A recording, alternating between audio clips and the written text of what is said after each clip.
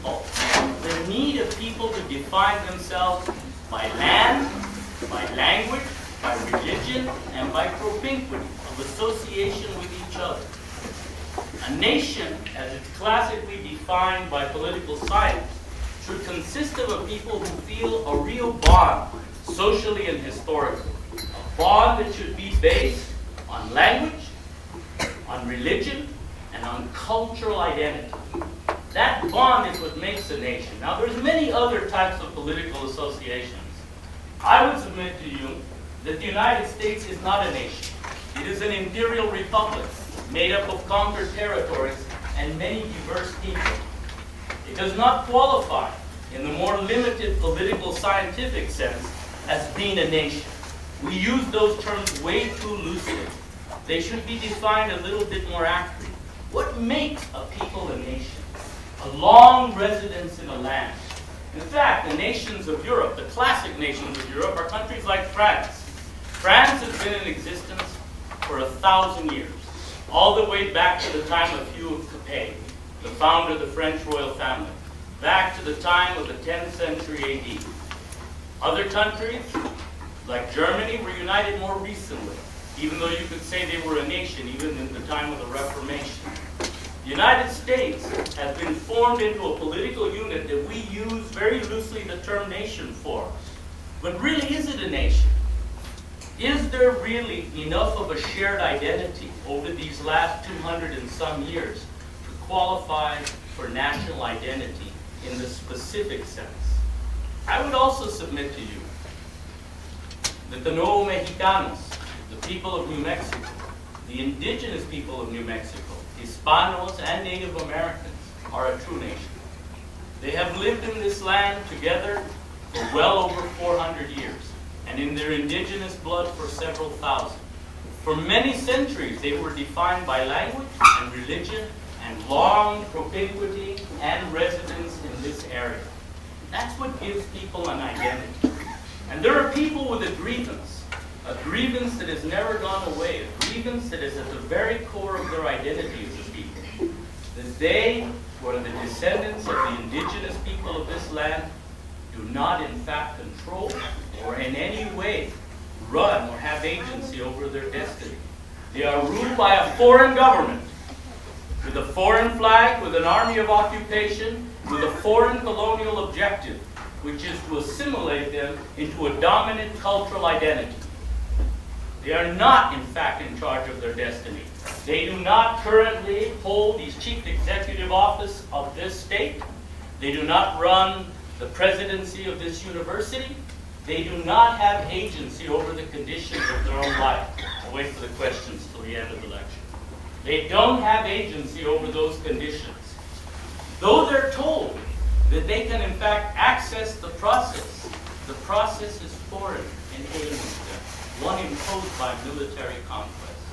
That can't be avoided. Military conquest is at the very heart of how the United States came into possession of this area, called by the American Southwest, but defined for many centuries by Mexicanos del Norte. Again, I want you to think of the importance of geographical definition. Now, getting back to the whole idea of nationalism, there was a German philosopher at the end of the 18th century, Gottfried Herder, and he had a very interesting word. He had a word to define how a people coalesce into an identity. That they have what he calls a Volkgeist, a nation soul, a people's soul, that is a defining moment in their history that they collect around psychologically and symbolically. A Volkgeist, a people having some kind of a collective soul. I know that sounds very symbolic and esoteric. It's not only beautiful, it's cogent and it's relevant. The idea of a national soul. Do people that undertake historical processes in a defined manner eventually develop a collective sense of themselves that gives them nationhood? Nationalism passed through about 4 phases. Let's look at that for a moment because it's an important fact. It passed through the liberal phase, the Enlightenment phase, from about the end of the 18th century till maybe about the end of the 19th century. Let's say from about 1780 to about 1914. It passed through the phase of what's known as liberal nationalism. The United States was formed as a country made up primarily of Anglo-Saxon settlers that were formerly the old English colonists. In that process, in 1776 to 1783, during the time of the American Revolution, okay? They were one of those liberal nations. Liberal nationalism had this as its goal: political rights and political participation. That's classic liberal nationalism, of the sort that George Washington and Thomas Jefferson led, and of the sort that you see in Italy, led by people like Mazzini, the great figure of Italian national movement in the 1860s and the 1870s. That's classic liberal nationalism. Then there's a second kind of nationalism that emerges in the 1920s, after the First World War. Authoritarian nationalism. Nationalism that defines itself by an ideology. At that time, the two competing ideologies in the world were the ideology of international communism that was led by the Soviet Union in its Great Revolution of 1917 till 1989, and the fascist ideologies that were developed by Benito Mussolini and Adolf Hitler. Authoritarian nationalism had a different goal behind it. Not individual liberation through law and constitutions, but collective liberation as a people, especially as a people defined themselves against other people. It was combative. It was expansionary. That was that form of nationalism. The chief theorist behind that form of nationalism was an Italian, Enrico Corradini. Enrico Corradini wrote between about 1890 and 1930, and his thesis was this: that there was not in fact a struggle between the proletariat, the bourgeoisie, and the ruling elites. There was in fact a struggle in the world between the poor nations that are have-nots and the rich nations that have. That was the true struggle. That the communists and the various left-wing and socialist movements had mistaken class interests for the collective interests of people that have land, territory, agency, and control over their lives. Okay, that's authoritarian nationalism. Then after the authoritarian nationalisms underwent the great catharsis of the Second World War, from 1939 to 1945, there emerged another form of nationalism, one very popular. The Chicano movement was born out of that form of nationalism. National liberation movements. National liberation movements. From 1945 till about 1975, the great mood that was sweeping throughout the post-colonized people of the world, the people of India, Southeast Asia, Africa, Latin America, Cuba being a good example of a national liberation movement, were national liberation movements. Movements that sought to liberate their people through revolutionary action, direct action on the political process, overthrowing the previous rulers by force if necessary, and bringing to the fore a sense of social justice. That's the national liberation movements, just very cogently and quickly defined. The greatest victory of the national liberation movements of the 1970s, in some ways, was also the curtain on the process historically. In 1975, the United States had to wash its hands of one of its colonial clients in Southeast Asia, the South Vietnamese Republic. And it saw the triumph of the People's Republic of North Vietnam, which was one of the most active agents of national liberation in Southeast Asia. Then starting in 1979, a fourth form of nationalism emerged in the world, one that's particularly interesting because it shows you the direction nationalism was moving after the war in Vietnam. Religious fundamentalism, as tied specifically with the Great Revolution in Iran, which, as you know, last year had its 20th anniversary. The Iranian Revolution is perhaps the most dynamic event at the end of the 20th century, and some would almost say it's the closing event of the 20th century. The revolution in Iran basically said that a people's traditional culture should not in fact be endangered by capitalism or by American foreign policy or by the liberal expectation that people define themselves according to the norms and means of Europe and of the United States. That whatever their culture is, if that's what they want, through the processes either of election or through dynamic social movements such as political revolution, that's what they should have, and no one should frustrate or forestall what they want. We've seen over the last decade that the United States, even though it was founded on liberal principles of the Enlightenment, going back to the time of the 18th century, has in fact been the chief agent of repressive foreign policy measures throughout the world, many of them directed against democratic governments. As you know, in 1992, the people of Algeria voted for an Islamic fundamentalist republic. NATO and the United States, covertly and overtly, basically allowed the election to be thwarted by the military elites of that country. And there were earlier examples of that. Salvador Allende in the early 1970s. The Sandinista movement, which was more or less crushed by the Contra War throughout the 1980s.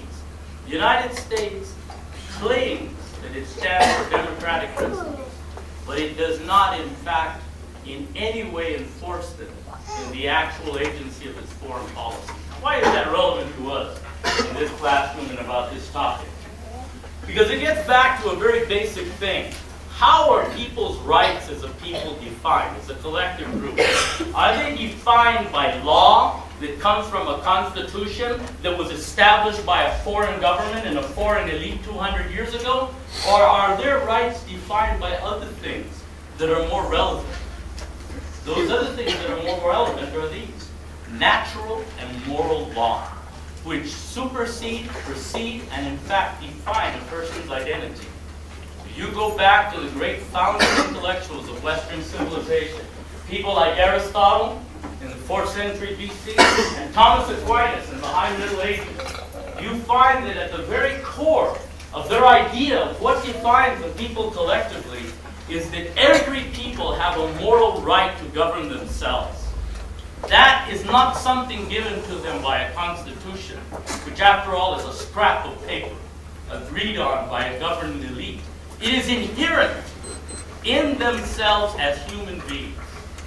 Aristotle has a very interesting statement in one of his books, The Laws. He says that a thing has within itself what is necessary for its own perfection. If a people are defined as a thing, in Latin res, a thing, do they then have the right to fulfill themselves, find their natural perfection? And the most perfect state that anybody can be in, according to Thomas Aquinas, is to be free, to have liberty, to have agency over your life. And I don't just mean the kind of freedom that you have in the Bill of Rights, a freedom that precedes it and supersedes it, because it defines the collective. It's a different kind of freedom. Freedom as a people, to have your own country, to have your own language, to have your own identity, and not have it circumscribed by any outside force. That's true freedom. That's the true freedom that's inherent in human beings. And it doesn't come from the American Constitution. Law students in particular should be aware of that, because the moral foundations of liberty come from Aristotle and from Thomas Aquinas, not from some English slaveholders at the end of the 18th century. Okay? Because, I mean, if those men had believed in those principles of true liberty, would they not have liberated their slaves? Thomas Jefferson and George Washington and John Adams and the other founding fathers of the United States, part of the ruling elites of a slaveocracy. How can a people find freedom in a system that does not, in fact, allow them to govern themselves according to their own cultural lights?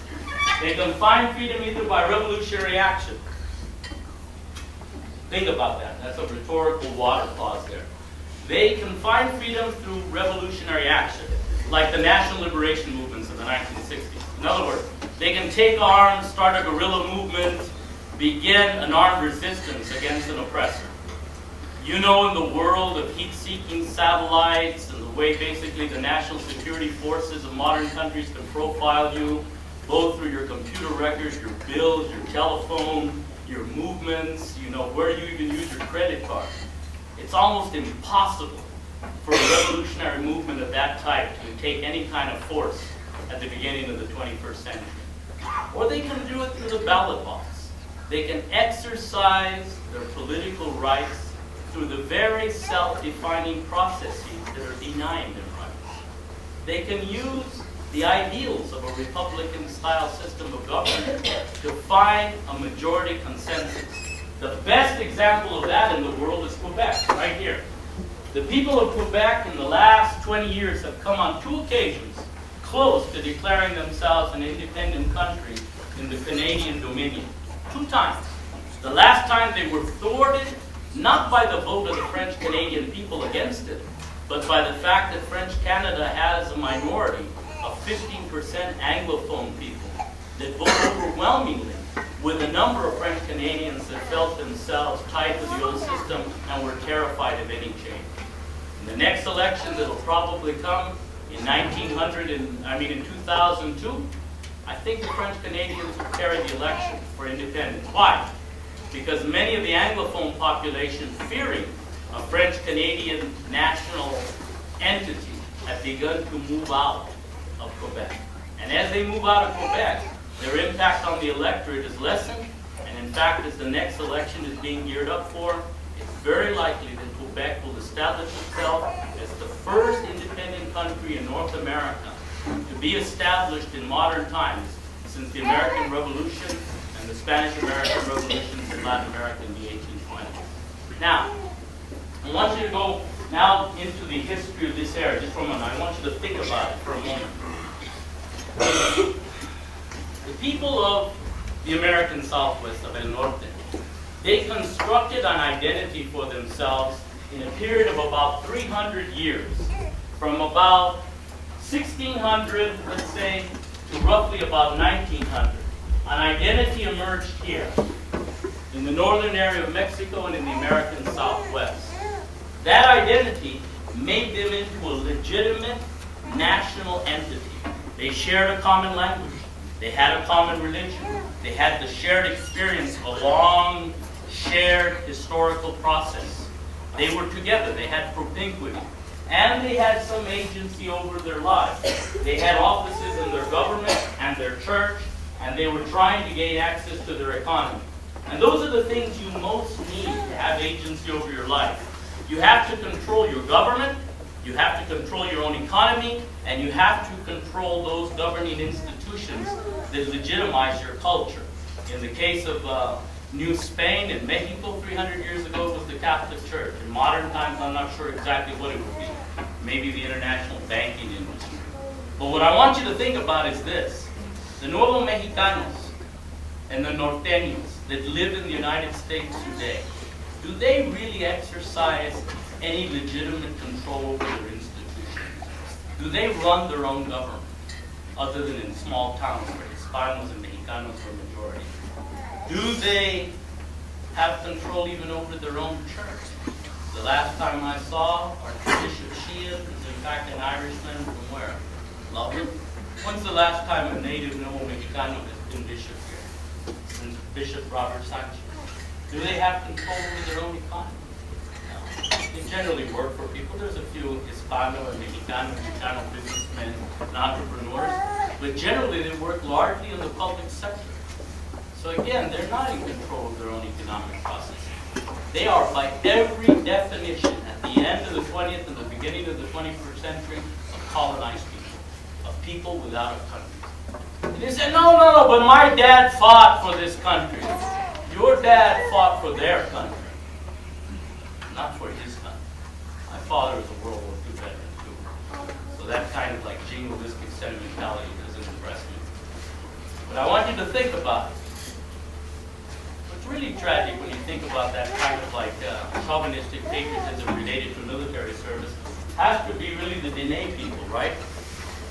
Celebrating the Navajo code talkers constantly in the public media, and yet making no reference to the fact that these were people gathered in concentration camps in the 1860s by Kit Carson, and then later removed by force from their native lands, and then in fact suffered tremendous deprivation through military action directed against them.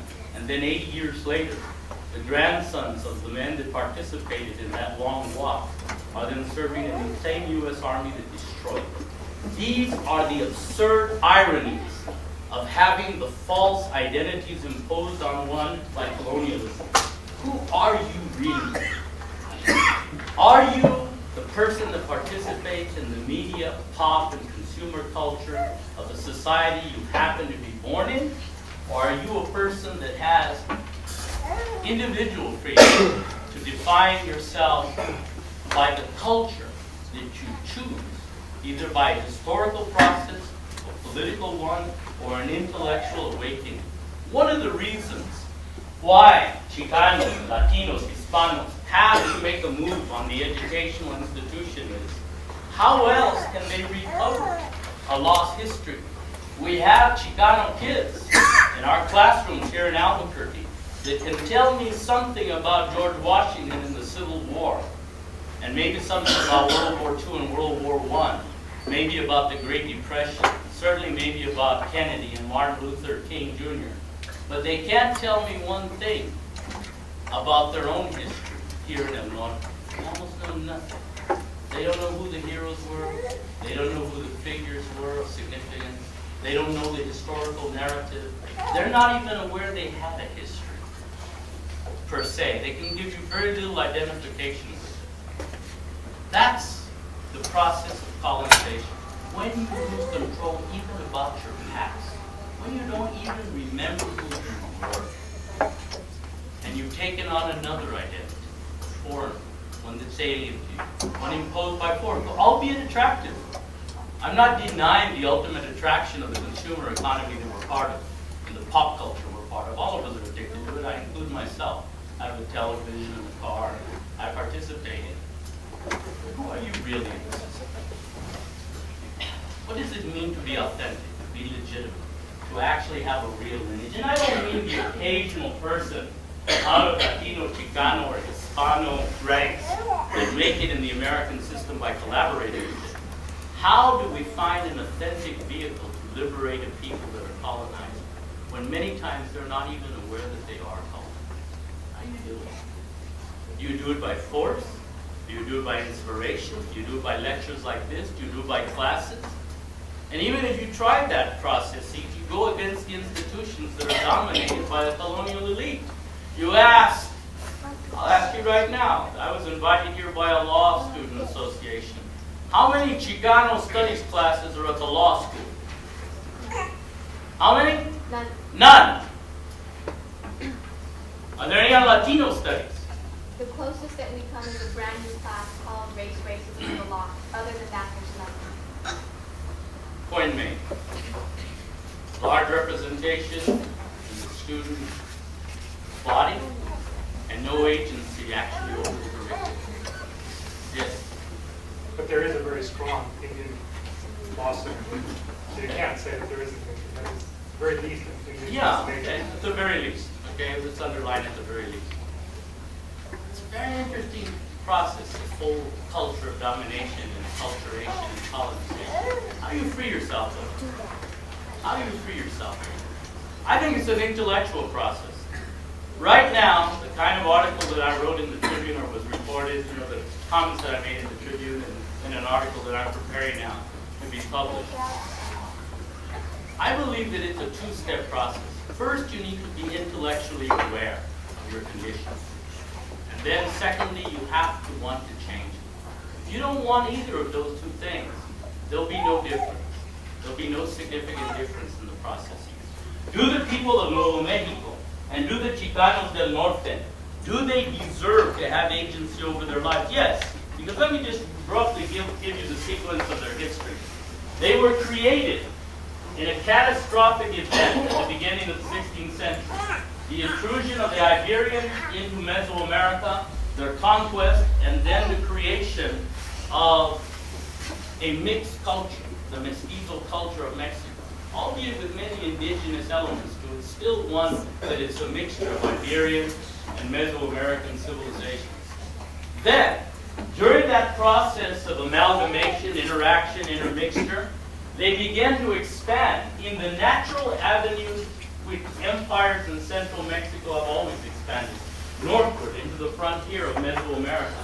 When they found silver, they then were able to develop communities that were able to attract cadres where they could build churches, institutions, and livelihoods around. By the end of the 18th century, This new culture, this Mexicano culture, was defining itself in separate terms from that of Spain. It was very different. It spoke Spanish, it had the Catholic religion, but the indigenous element, it made it something completely unique and authentic. The Mexicano culture and national identity that will emerge after independence. Then after independence, which was achieved in 1821, most Mexicanos looked with admiration at the system developed in the United States and modeled their own on that system. Little did they know that their admiration and respect for the American political system would be repaid with manifest destiny, conquest, invasion, and dislocation.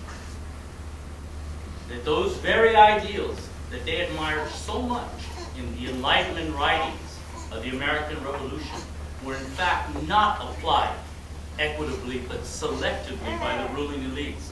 A ruling elite, its wealth was based on black slavery and the removal of indigenous people throughout the area east of the Mississippi River. Back to the whole issue, something even larger and perhaps something more fundamental. If we're dealing with the issue of justice, we're also dealing with an issue that's very important, which is all civilization is unjust. It's based on ruling elites. Perhaps the anarchists, perhaps people, the moralists, the people who retreat from the world, have the real moral high ground. That the whole system is compromised because it's predicated on one elite subordinating someone else, even within indigenous systems. There is a historical inevitability involved that began with the Mexican Revolution. In 1910 to 1929, one of the greatest upheavals in the 20th century took place in Mexico, the Mexican Revolution. That Mexican Revolution began a long process by which millions of Mexicanos began the movement northward into the lands that were once part of Mexico before 1848. The re-Mexicanization of El Norte is a tremendous part of the history of the 20th century. And that Mexicanization of El Norte will eventually, I believe, lead to the development of a political consciousness by a new majority population. That political consciousness already has a long history, as I said, as I alluded to earlier, stretching back into the origins of Mesoamerican cultures and to the new mestizo culture created in northern Mexico in the colonial period. That's a new nationality, defined in Mexico already as part of the Mexican experience around Mexico City, but having a very separate identity in El Norte, a different identity in northern Mexico, an identity, a norteño identity that's very much part of what's happening on the border. That new identity there will find the political process of election and majority status available to it within the very terms of the system. The question really to be asked is, will these 60 to 80 million Mexicanos then either be absorbed into the mainstream political and cultural system, or will they in fact act in such a manner as to actually acquire and then promote a new national identity in El Norte? And that's really the crux for Chicanos in many ways. Are they going to be in this system? Are they going to be part of the electoral processes, its capitalist economic structures, its pop and consumer culture?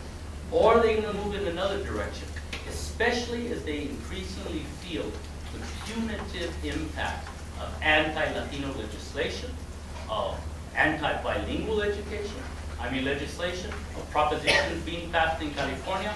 All of that negative pressure on the Latino community already showed evidence of a new kind of national formation in California. Right after Proposition 187 was passed, the demonstrations in Los Angeles were huge, up to 250,000. And the chief complaint, and I thought this was an interesting one, the chief complaint by many of the observers, including Pat Buchanan, that they flew the flag, they carried the flag of the countries of their origin. These native settlements have not disappeared in the United States. They're strong, growing. How do minority communities protect themselves? Do they protect themselves by large, broad-based associations within the system? Do they try to move outside of the system and move to some kind of direct action? Or do they look for another alternative, which would be the growing global movement toward nationalism? Nationalism, I submit to you, is one of the responses on the planet we're seeing, breaking down the great geopolitical structures on the planet. The Soviet Union breaking apart in 1989 into 22 constituent republics. As we're speaking right now, Indonesia is destabilized. And Aceh and the Moluccas also want independence, like East Timor. We're seeing that in India, the Indian Union, which already broke apart in the first instance into Pakistan, then gave birth later also the country to Bangladesh, and it looks like the Tamils in the south want their own country. We're looking at the instability in Yugoslavia on a massive scale. Yugoslavia, created by Tito after World War II, falling apart into its constituent ethnicities. A professor, Naylor, from Duke University, now retired, wrote a book called Downsizing America. In that book, he predicted that the future, and in fact the whole 20th century, is the history of downsizing. That not only are corporations downsizing, he's an economist at Duke University, now emeritus. Not only are corporations downsizing, but he believes the movement towards the nuclear family and the atomized individual is part of the downsizing. And he believes the downsizing affects the geopolitical realm. The countries that were once necessary on a continental scale in order to garner resources for industrialization are now obsolete on that scale. And that in fact, a more integrated livelihood, higher levels of prosperity, maybe even a greater common will would be established by smaller states. States that were more manageable, more community-based, and gave more immediate agency to the people within them. He therefore, on his own, without any influence or any kind of association with myself, proposed a Republic of the Atlantic, made up of New England and the maritime provinces of Canada, which he says could not possibly come into existence until an independent Quebec was seen to actually function economically and survive the embargoes and the other penalties that would be inflicted on it for breaking away from Canada, if it were to do so in the future. He wrote to me very interestingly this.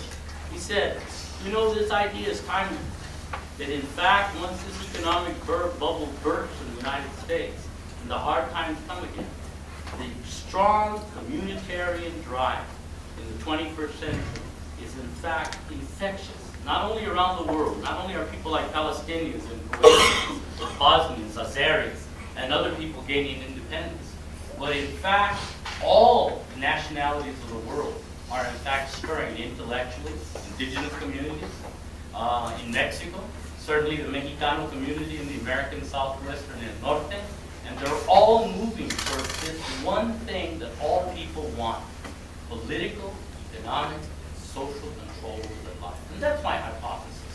That in fact, people want that agency. And they're either going to get it in the system they have, and if that fails them, they're going to look for other systems. This is a historical process that's probably inevitable. The United States was formed on the very same manner, wasn't it? When the people of the 13 colonies felt themselves alienated and oppressed by the British imperial government at the end of the 18th century, they revolted. That revolt could not have succeeded through their own efforts. The fact of the matter is that the army of George Washington was repeatedly defeated in battle. It was when Spain and France and Holland had other reasons to bring down England a few notches that the colonists succeeded in breaking away. That was the real reason they gained independence, the geopolitical situation. They were able, basically, after the rebellion, to get assistance from the other European powers. They then were able to negotiate that into political independence. They gained control over themselves at the point where they no longer considered themselves part of the society that found them. I would submit to you that there's many communities in the United States, many of them, who no longer feel part of the society that they're in, that they're embedded in. This separatist quality is part of something involved with globalization, like Professor Naylor and others. I think of Manuel Castell's great book right now, The Information Society, his 3-volume work. And what she says that identity is really a process of dealing with globalization. As people feel the strong kind of juggernaut of homogenization, the global economics and global consumerism and global pop culture are producing, they also have a tremendous desire for an authentic and communitarian-based way of life. One in which they feel connected with their environment. One in which the soil of their ancestors is in fact their own. That they own it in a legitimate political, economic, and social way. That's what nationalism is about. Nationalism gets a bad rap. But I want you to think about this. Without nationalism, most people couldn't, in fact, liberate themselves from colonial rule. Whatever people, any people. That can be applied to any people. Without that drive to nationalism, to find a community that's authentic and in fact conforms to some sense of, a nation or a tribe or an ethnic group, people cannot in fact liberate themselves. The whole 20th century has been about that liberation. Whether we're talking about the civil rights movement in the United States, or we're looking at the countries of Africa, South Asia, Southeast Asia, Central America, certainly in the Caribbean in the 1950s, the Castro's movement, it's about liberation.